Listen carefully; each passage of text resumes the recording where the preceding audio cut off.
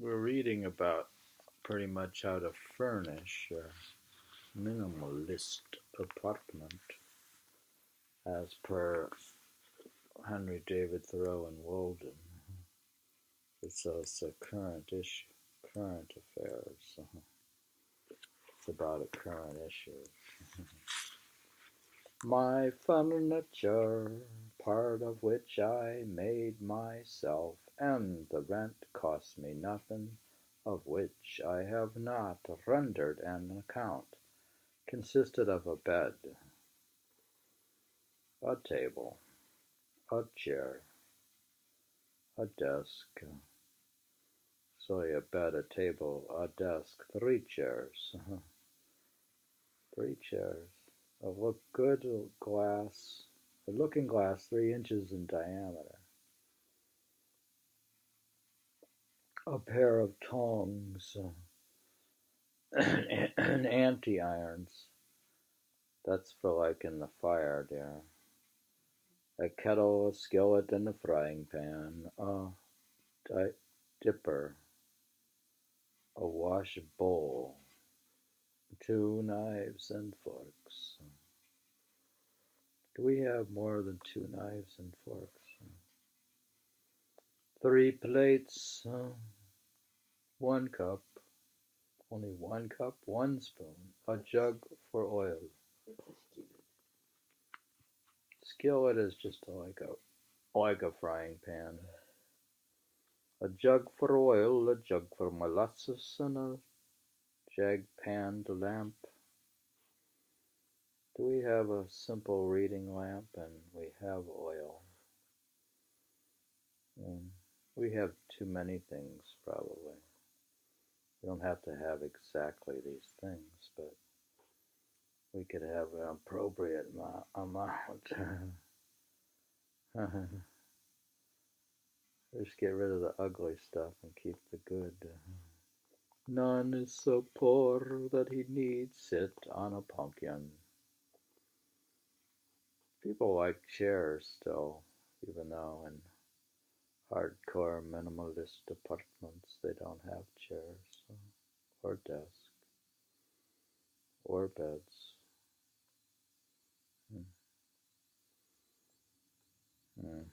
That is shiftlessness. There is a plenty of such chairs as I like best in the village garrets to be had for taking them away.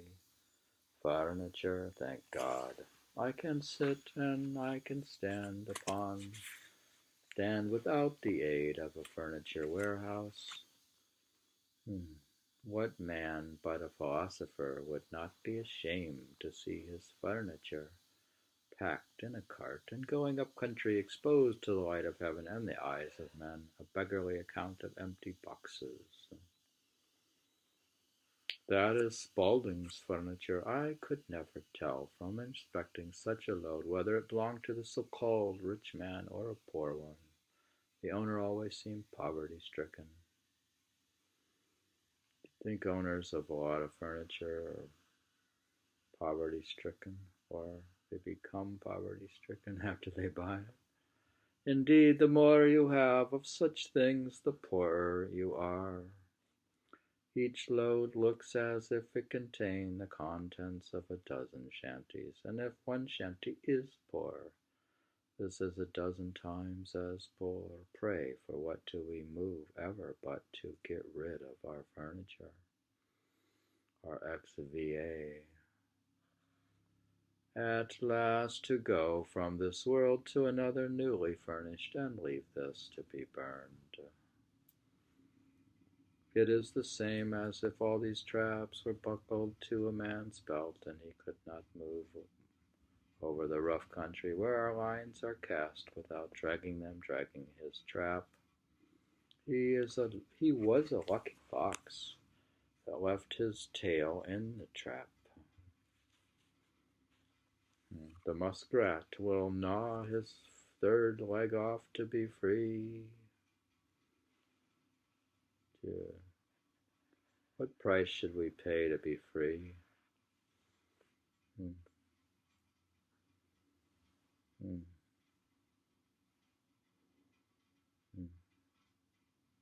It's the transaction cost of freedom. No wonder man has lost his elasticity. If you sit on the floor like a yoga lotus position, you can, if you do yoga in your not cluttered apartment, you can keep your elasticity. You could have a yoga mat under your air mattress. How often he is at a dead set. Sir, if I may be so bold, what do you mean by a dead set? Question. If you are a seer, whenever you meet a man, you will see all that he owns, and much that he pretends to disown. Behind him. Do you think that I pretend to disown stuff? I act like I'm an elite minimalist and I have a lot of junk. Do I collect a lot of junk after becoming a minimalist to refill the space which I freed up? Pretends to disown behind him even to his kitchen furniture, and all the trumpery which he saves and will not burn, and he will appear to be harnessed to it, in making what headway he can. I think that the man is at a dead set, who has got through a knothole or a gateway, where his sledge load of furniture can follow him.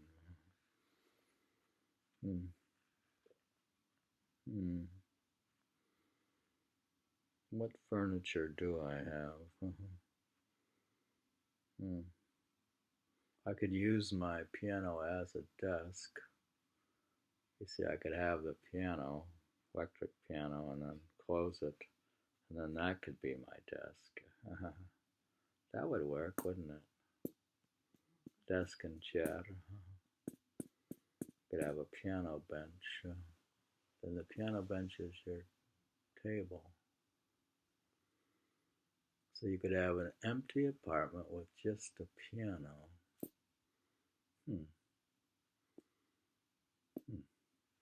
I cannot but feel compassion when I hear some trig, compact-looking man, seemingly free, all girded and ready, speak of his furniture, as whether it is insured or not.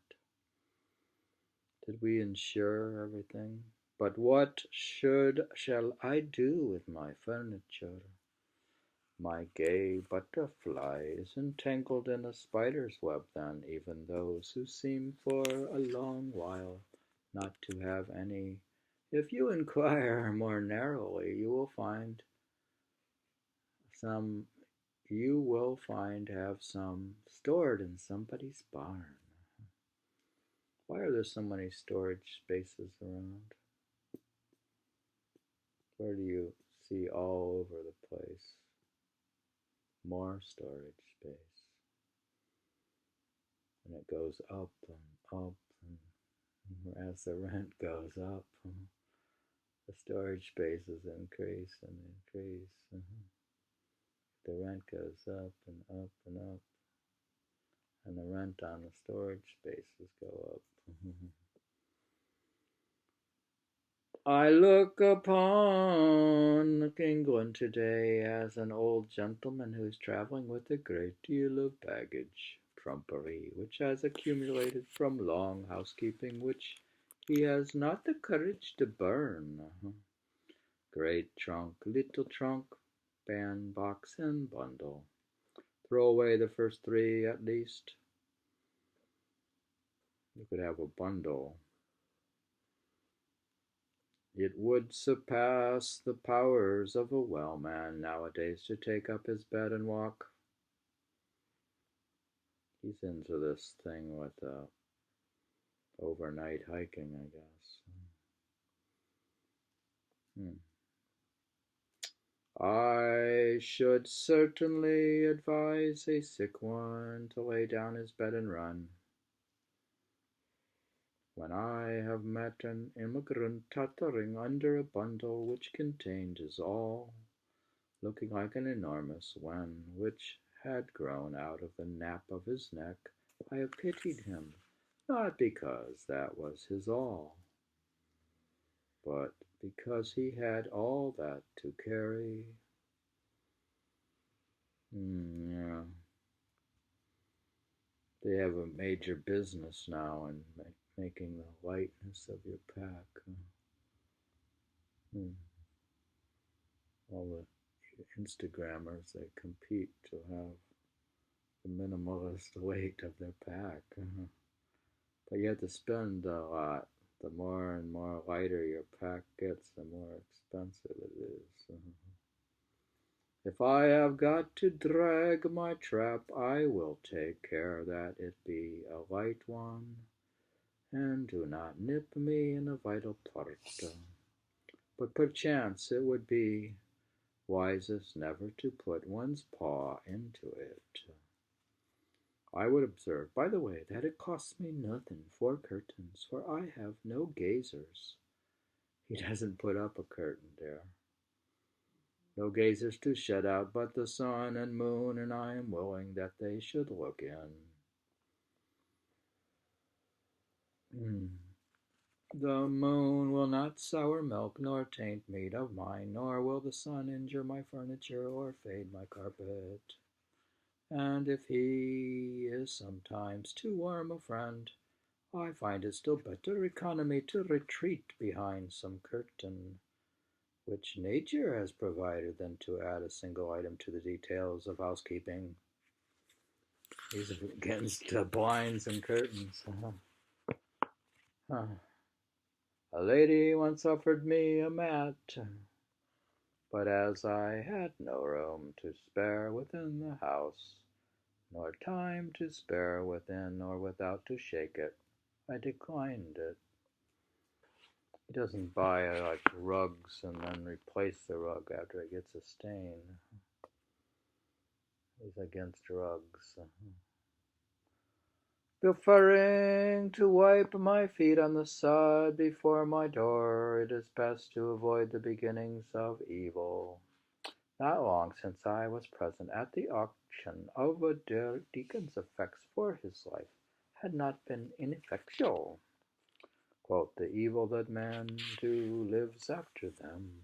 Do you think if you leave a big fat cluttered mess of your house after you die, that somebody else has to clean it up? Is that rude?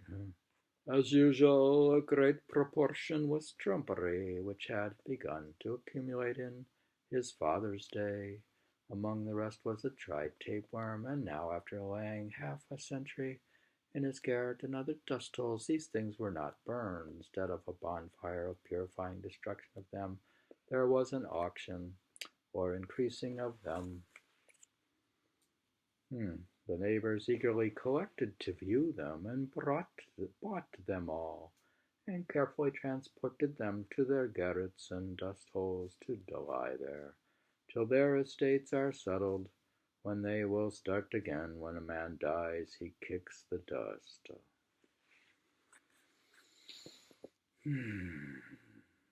We have a lot of cleanup work.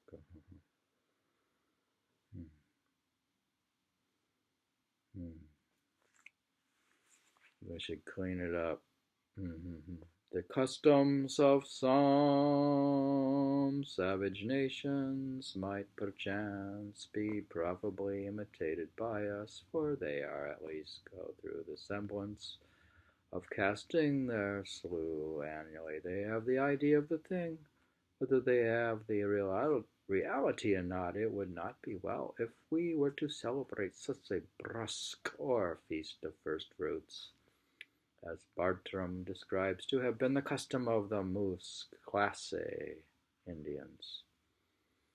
When a town celebrates the brusque, says he, having previously provided themselves with new clothes, new pots, pans, and other household items and furniture. They collect all their worn-out clothes and other despicable things, sweep and cleanse their houses, squares, and the whole town of their filth, which is all the remaining grain and other old provisions they cast together into one common heap and consume it with fire. After having taken medicine and fasted for 3 days, I guess you can declutter your body by fasting. Fasted for 3 days, all the town fire in the town is extinguished. During this fast, they abstain from the gratification of every appetite and passion whatever.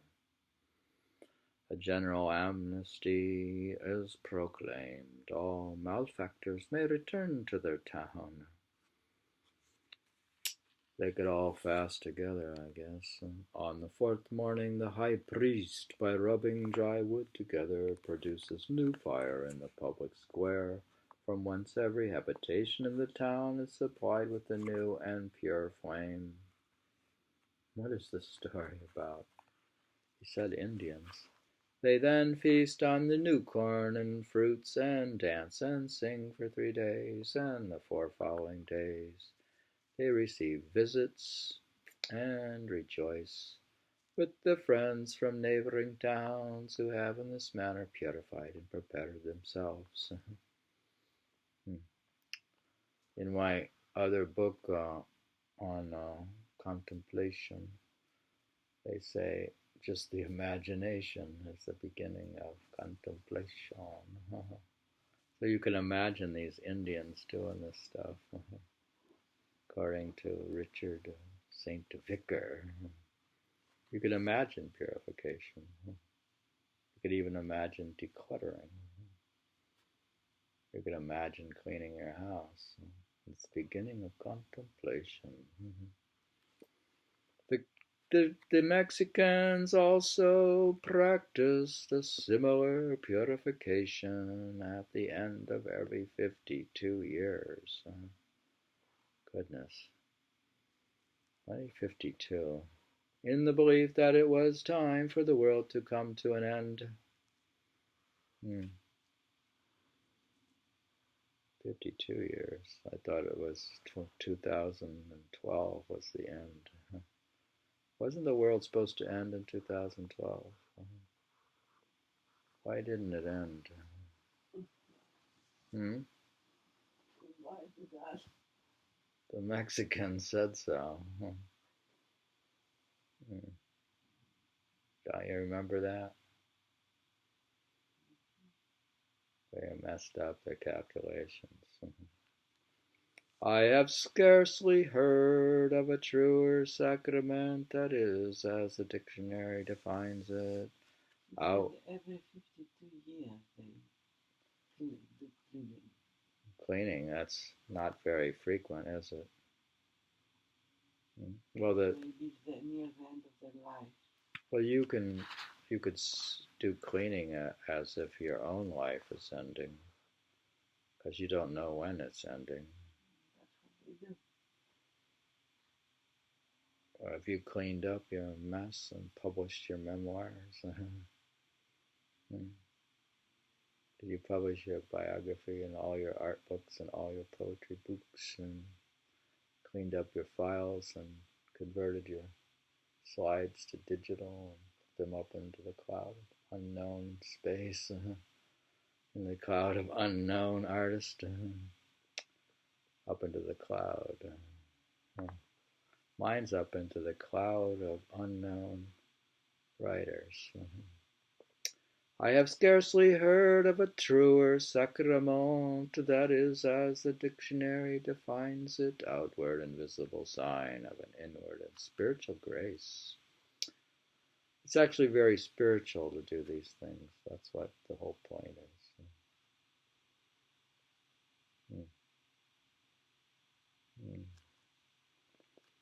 I have no doubt that they were originally inspired directly from heaven to do thus, and though they have no biblical record of the revelation, So it's only by inspiration from heaven that you can affect to clean up your house or your garage, or clean up your own body with a fast, or clean your mind out, or empty the contents of your mind and completing your memoirs and not going back over that dead path. For more than 5 years I have maintained myself thus solely by the labor of my hands, and I found that by working about 6 weeks in a year, I could meet all the expenses of living. That's crazy. 6 weeks. It's like he works the 4-hour work week. Remember, I was doing 4 hours, but I wasn't meeting my expenses. 4-hour work week. That was like a dream of the imagination. Working about 6 weeks in a year, I could meet all the expenses of living. The whole of my winters, as well as most of my summers, I had free and clear for study. I have thoroughly, Henry David Thoreau tried school keeping, and found that my expenses were in proportion, or rather out of proportion, to my income. For I have obliged to dress and train, not to say think and believe, accordingly, and I lost my time into the bargain. He lost money as a school keeper. Remember, didn't him and his brother start a school where he lost money on schooling? As I did not teach for the good of my fellow man, but simply for a livelihood, this was a failure. If you just do it for the money, it's a failure. I have tried trade, but I found that it would take 10 years to get underway in that. You see, he's saying setting up a business is a fine idea, but it could take you 10 years to get going. And that then I should probably be on my way to the devil. I was actually afraid that I might by the time be doing what is called a good business, when formerly I was looking about to see what I could do for a living, some sad experience in comfort, conforming to the wishes of friends being fresh in my mind to tax my ingenuity. I thought often of seriously picking huckleberries. That surely I could do, and its small profits might suffice, for my greatest skill has been to want but little, so little capital it required, so little distraction from my wonted moods, I foolishly thought. You think we could just go to the forest and pick berries? Actually, there's some people, they go and they just look for mushrooms or maybe ginseng, and they prowl around for wild food. A big business. We could have the wild food deli, New York. Everything was hand gathered. While my acquaintances went unhesitatingly into trade or the professions, I contemplated this occupation as most like theirs, ranging the hills all summer to pick the berries which came in my way, and therefore carelessly dispose of them. When I picked berries, the problem was I ate most of them. Before they got home, half of them were already gone. So I pick berries almost the same way I cook them. I eat all the food, half of the food up before it's even served. So to keep the flocks of Amitas, I also dreamed that I might gather the wild herbs and carry evergreens to such villagers as loved to be reminded of the woods, even to the city by hay cart loads. But I have since learned that trade curses everything it handles. And though you trade in messages from heaven, the whole curse of trade attaches to the business.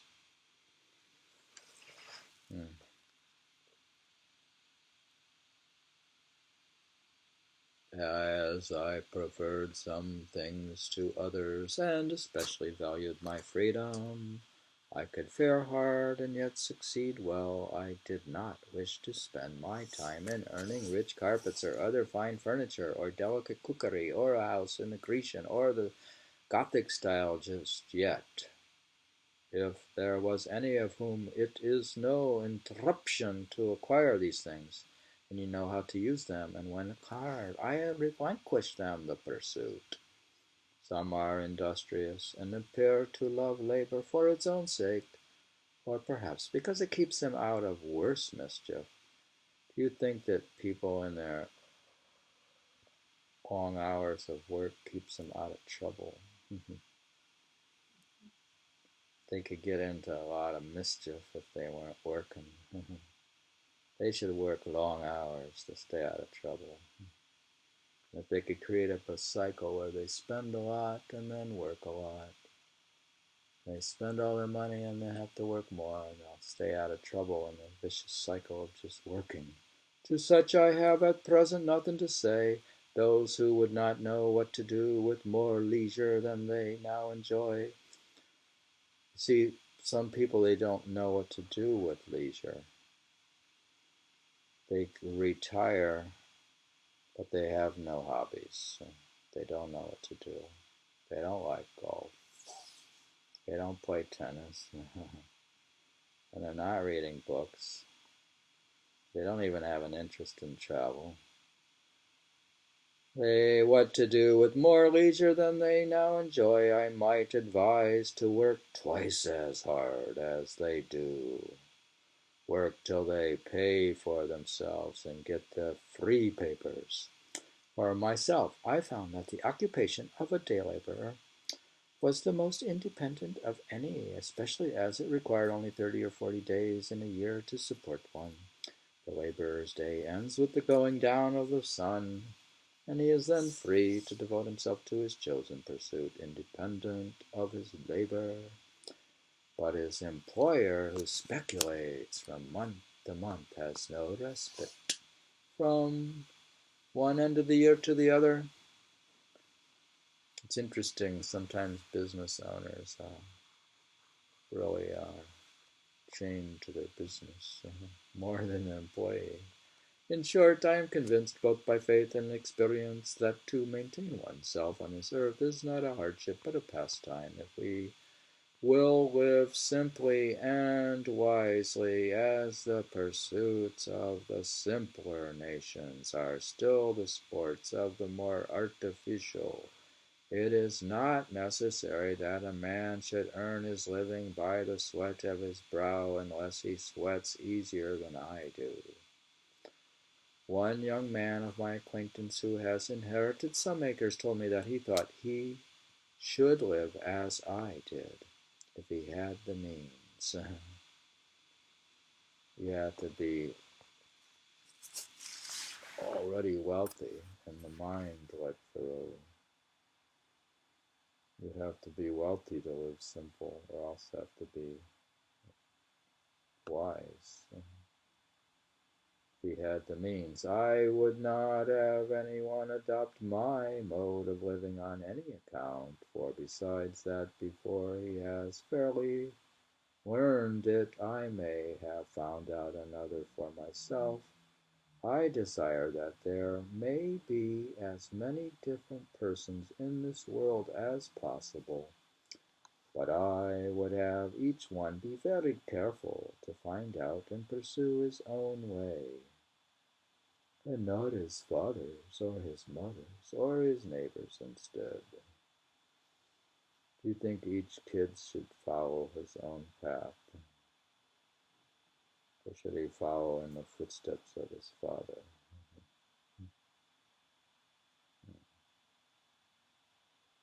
The youth may build or plant or sail, only let him not be hindered from doing that which he tells me he would like to do. It is by a mathematical point only that we are wise, as the sailor or the fugitive slave keeps the pole star in his eye. But that is sufficient guidance for all our life. We may not arrive at our port within a calculable period, but we would preserve the true course. Mm. Mm. Undoubtedly, in this case, what is true for one is truer still for 1,000, as a large house is not proportionally more expensive than a small one. Just one roof may cover, one cellar underlie, and one wall separate several apartments. But for my part, I prefer the solitary dwelling. Moreover, it will commonly be cheaper to build the whole yourself than to convince another of the advantage of the common wall.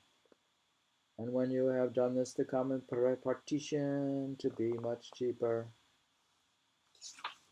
than be a thin one, and that other may prove to be a bad neighbor and also not keep his side in repair.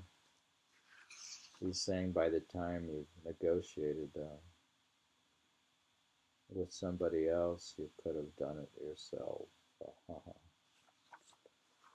The only cooperation which is commonly possible is exceedingly partial and superficial, and what little true cooperation there is as if it were not, being a harmony inaudible to men. If a man has faith, he will cooperate with equal faith everywhere. If he has not faith, he will continue to live like the rest of the world. Whatever company he is joined to cooperate in the highest as well as the lowest sense means to get our living together. I hear it proposed lately that two young men should travel together over the world, the one without money, earning his means as he went, before the mast and behind the plow, the other carrying a bill of exchange in his pocket. It was easy to see that they could not long be companions or cooperate, since one would not operate at all. They would part at the first interesting crisis in their adventures. Above all, as I have implied, the man who goes alone can start today. You can start right out today. Like if you want to go play tennis alone on the wall, you can just go straight out and start playing immediately. But if you wait for somebody to join you, it could take much longer. I have implied the man who goes alone can start today, but he who travels with another must wait until the other is ready, and it may be a long time before they get off. So if you try to go hiking with a group up the mountain, let's say we're going to climb all 48 peaks of the Adirondacks, but only in a hiking club. Oh, to get them to meet up, and some of them didn't even show up on time. I said I wanted to start at the crack of dawn up the mountain, and they didn't come on time. So I just gave up and go up by myself. But all this is very selfish. Do you think I'm selfish to go alone? I have heard some of my townsmen say, I confess that I have hitherto indulged very little in philanthropic enterprises. I have made some sacrifices to a sense of duty, and among others have sacrificed this pleasure also. There are those who have used all their arts to persuade me to undertake the support of some poor family in the town. Remember how we were going to celebrate Thanksgiving with the native peoples, but we couldn't find any. How do you celebrate Thanksgiving with native peoples when they don't want to be called Indians? Some poor family in the town, and isn't it insulting to assume that they're poor? That's an insult too. God, it's impossible to do anything without insulting them. And if I had nothing to do, for the devil finds employment. It's a thank you, it's not a consideration. All right, well, you can thank the Indians. They're supposed to thank the Indians on Thanksgiving. Why do they not do that? Should they be sending the turkey to North Dakota, or should they be eating it? Why don't we just send our turkey to Arizona or wherever desert they put them on? Just the desert's all they got. That's horrible. We could go up to Glacier National Park. Up there next to it is a bunch of Indians. But don't the white men lust after their reservation land and realize it's nice up there? I would feel I would lust after it. You will take that part too? I want to take the rest of the reservation. I would like to take it from them. Well, I'm genetically an Englishman. I was genetically programmed to desire to steal from others. It's in my genes. If I had nothing to do, for the devil finds employment for the idle. I'm also very idle in a way. I might try my hand at some such pastime as that, however, when I have thought to indulge myself in this respect and lay there heaven under an obligation by maintaining certain poor persons in all respect as comfortably as I maintain myself, and have even ventured so far as to make them the offer. They have one and all unhesitatingly preferred to remain poor. Do you think that the poor sometimes just prefer to stay that way? He may have offered them his books from Harvard. He offered to lend them his book from Harvard, and they didn't want his book. While my townsmen and women are devoted in so many ways to the good of their fellows, I trust that one at least may be spared to other and less humane pursuits. You must have a genius for charity as well as for anything else. You have to have an expertise in charity. As for doing good, that is one of the professions which are full. Doing good is filled up. There's no openings in doing good. How can you work in a job, get a job doing good if the jobs are filled?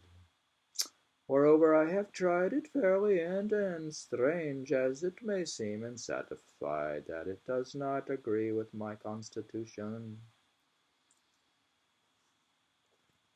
You think he prefers meditation over seva? He's doing intellectual seva, service. Intellectual service by writing this book. And am I doing intellectual seva by reading this book? Probably I should not consciously and deliberately forsake my particular calling to do the good which society demands of me, to save the universe from annihilation.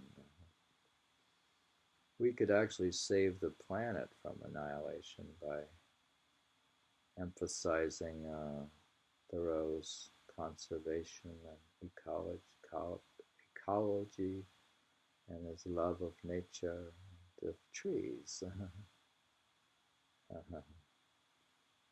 save the universe from annihilation, and I believe that a like but infinitely greater steadfastness elsewhere is all that now preserves it. Is there a greater steadfastness elsewhere preserving it? Is there something preserving the planet elsewhere? Okay.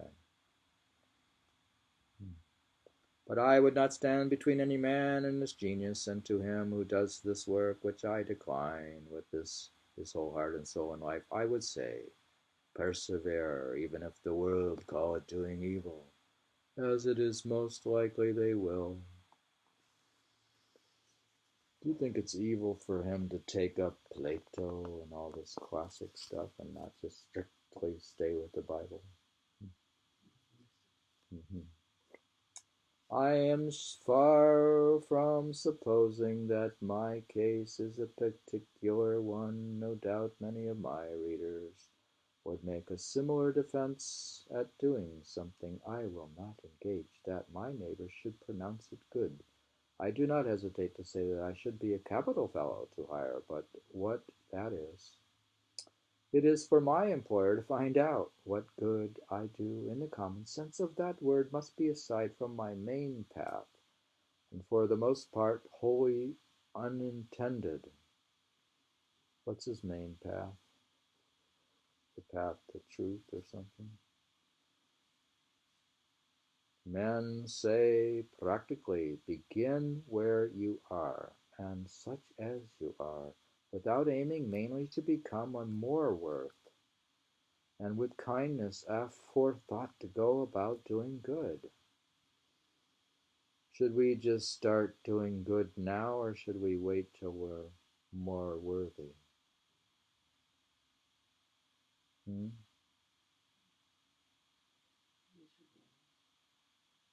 I'm just gonna wait till I'm more worthy, and then next year do some good. Next time, lifetime. I don't like doing good. Plus, all the positions were filled. One of the professions which was full doing good is filled up right now. Men say practically begin where you are, and such as you are, without aiming mainly to become a more worth, and with kindness for aforethought go about doing good. If I were to preach at all in this strain, I should say rather set about being good, as if the sun should stop when he had kindled his fires up to the splendor of a moon or a star of the sixth magnitude, and go about like a Robin Goodfellow, peeking in at every cottage window, inspiring lunatics, and tainting meats, and making darkness visible, instead of steadily increasing his genial heat and beneficence, since he is of such brightness that no mortal can look him in the face, and then in the meantime too going about around the world in his own orbit, doing it good, or rather, as a truer philosophy has discovered the world going about him getting good. That's a long sentence. I don't know. You're not supposed to write such a long sentence. Didn't he take English class? And why can't he write?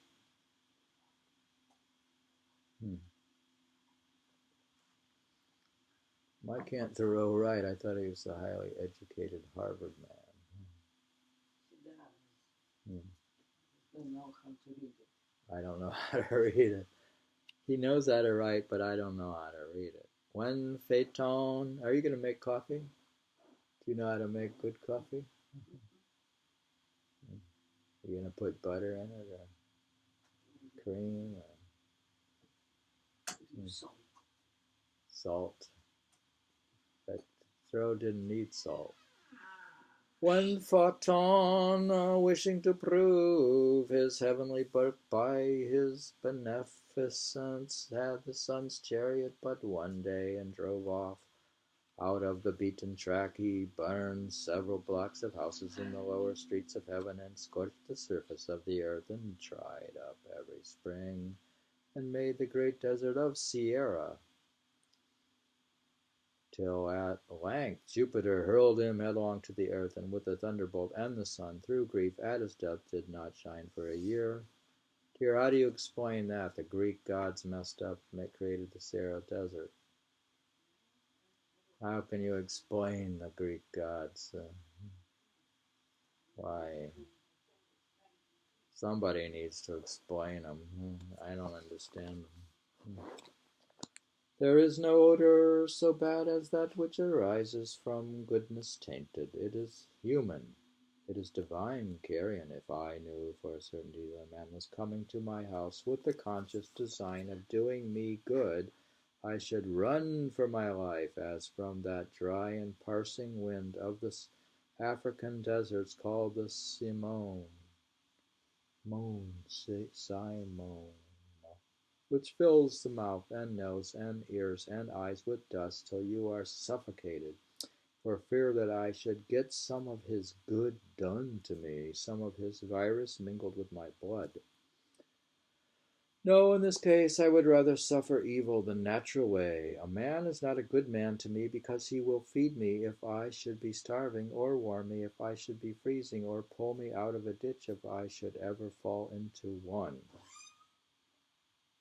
I can find you a Newfoundland dog that will do as much. Philanthropy is not love for one's fellow man in the broadest sense.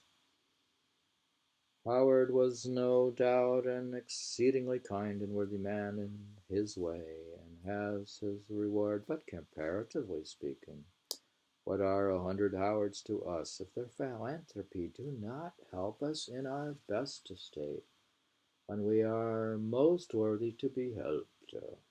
I never heard of a philanthropic meeting in which I was sincerely proposed to do any good to me or the like of me. The Jesuits were quite balked by those Indians who, being burned at the stake, suggested new modes of torture to their tormentors. Being superior to physical suffering, it sometimes chanced that they were superior to any consolation which the missionaries could offer, and the law to do as you would be done by fell with less persuasiveness on the ears of those who, for their part, did not care how they were done by, who loved their enemies after a new fashion and came very near freely forgiving them all they did.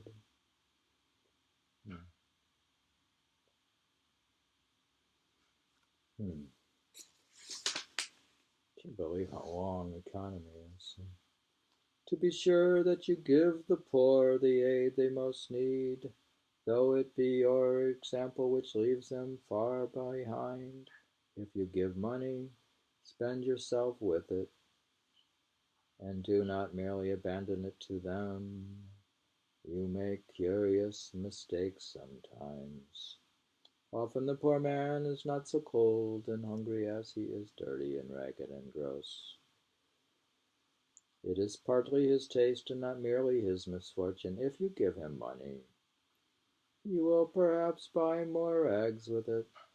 I was wont to pity the clumsy Irish laborers who cut ice on the pond in such mean and ragged clothes, while I shivered in my more tidy and somewhat more fashionable garments, till one bitter cold day one who had slipped into the water came to my house to warm him, and I saw him strip off 3 pairs of pants and 2 pairs of stockings ere he got down to the skin.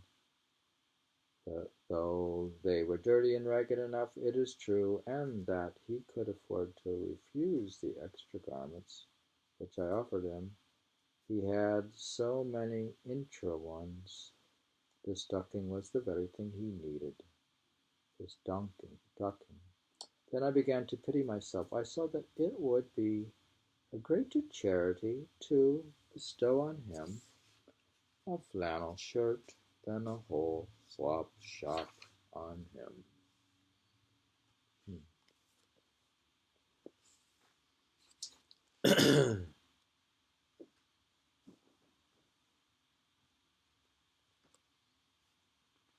There are 1,000 hackings at the branches of evil to one who is striking at the root, and it may be that he who bestows the largest amount of time and money on the needy is doing the most by his mode of life to produce that misery which he strives in vain to relieve. That's a famous line, I remember that. There are 1,000 hacking at the branches of evil to one who is striking at the root. Do you remember that line, dear? There are 1,000 hacking at the branches of evil to one who is striking at the root. You never heard that? I'm ending with this very famous line. It turns out we located the famous quote. Do you think you should just read famous quotes or should read the famous quotes within context of the whole book? Okay.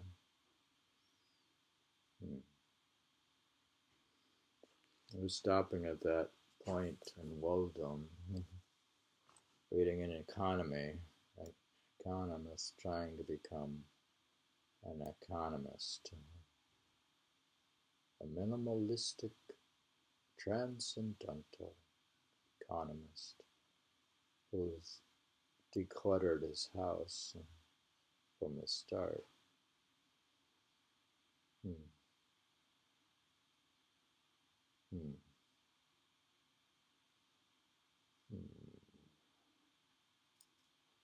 were reading the day after Thanksgiving, and I couldn't find an Indian or Native people in New York. I was looking.